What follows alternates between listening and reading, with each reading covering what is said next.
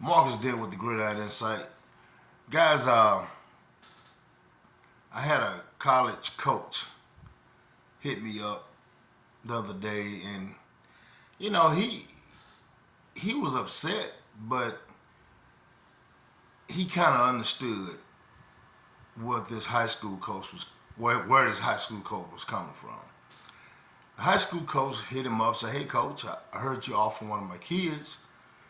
You know, next time, if you don't mind, let me know that you're offering one of my kids out of just out of common courtesy." And being a recruiter, he has to, be very cordial because with these high school coaches, cause they got a little clique, they kind of got a little bond that some of them stick together, you know. So, but he was asking me, he was like, "Man, what's the problem with some of these coaches in these egos?" And I'm not gonna say every high school coach has that ego, but you have a lot of them that do. You have a lot of coaches who wants to be involved in their player recruitment, but not gonna take time out of their 9 to 5 to take them to a camp. They're not gonna do it. But they want to know everything that kid is doing, and if that kid gets an offer from going to camp, from going to different visits, sending his film on his own, then I'm just being honest with you. Why should they have to consult you?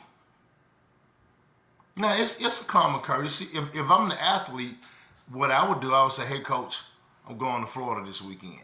Hey, coach, I'm going to this camp this weekend." So he would know, and that's the common courtesy of the athlete to do that.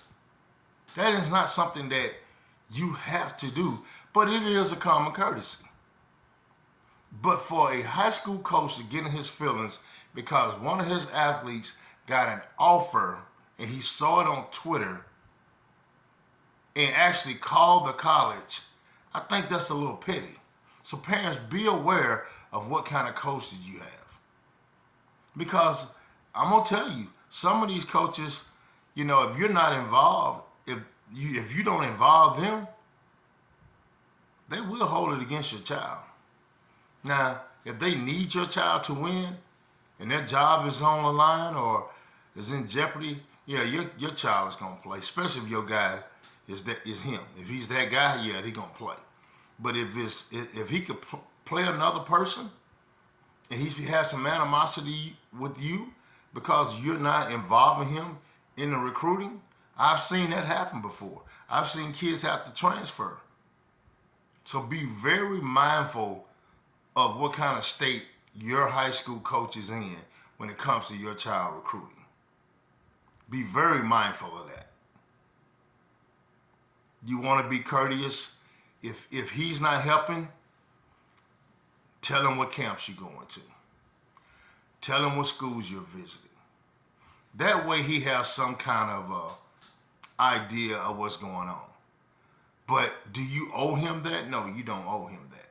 If he's doing nothing outside of his 9 to 5, and what I mean outside of his 9 to 5 is what the school is paying him for to do, then you really don't owe him that.